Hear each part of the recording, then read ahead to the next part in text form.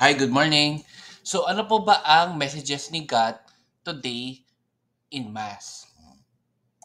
Number one, let us wait in silence in our prayers. So gusto ng Diyos na lagi po tayong magdasal and kung ano man yung mga taimtim na mga dinadasal po natin, lagi lang po tayo maghintay in silence and I'm sure, depende kay God rin yun, kung magkakatotoo po yun. Kaya sinasabi nga po ng Diyos sa atin na lagi lang po tayong magdasal and mag-wait lang po tayo in silence. Number two, which is connected to number one, keep praying even if everything is going against us. Sa buhay po natin, ako rin, aminado rin ako dito na araw-araw may mga things na na-frustrate tayo, na feeling natin hindi na magbabago yung buhay natin or hindi nagaganda yung sitwasyon po natin sa buhay or may mga things na hindi po nangyayari according sa gusto po natin, lagi lang po tayo magdasal and magtiyaga lang po tayo sa pagdadasal kasi maayos rin po yun lahat. Number three, keep hoping knowing God will fulfill our prayers in His own time. Ayan. So, na-discuss ko na rin to sa ibang mga videos natin nung nakaraan na talagang kung ano man yung mga plano ni God sa atin, mangyayari yon in His own time. Hindi sa time po natin. Nakaka-frustrate po, no?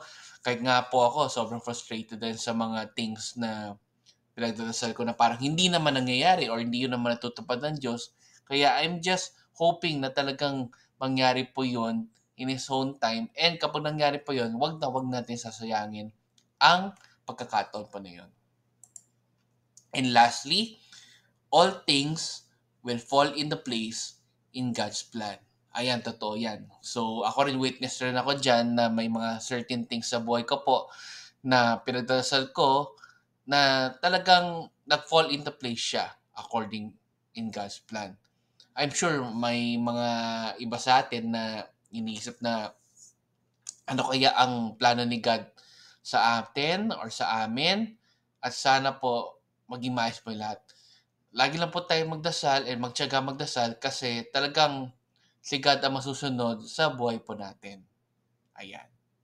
So, hopefully, may nagustuhan po kayo today sa mga messages ni God or may natutunan pa tayo. Please like and subscribe to my channel. And let's end again with a simple prayer. In the name of Father, Son, and Spirit. Amen.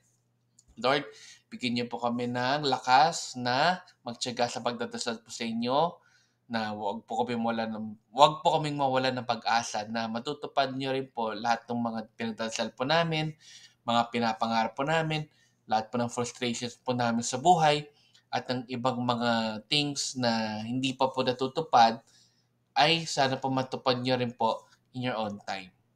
And maraming salamat po sa lahat po ng mga biyayang binibigay niyo po sa amin. And wag po sana kayo magsasawa na tulungan po kami sa mga buhay po namin. And hopefully, ay dumating rin nga po yung time na lahat po ng ito, lahat po ng mga taimtim na pinagdasal po namin ay magkatotoo po. Amen. In the name of Father, Son, and Spirit. Amen.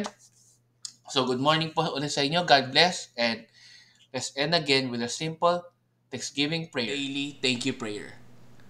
Lord, thank you very much for all the blessings that you are giving us every day. Thank you for our food, safety, security, guidance, and all your blessings. Please avoid us getting sick from all illnesses and forgive us for all our sins. Lord, I pray that all our hopes and dreams will come true in your own time.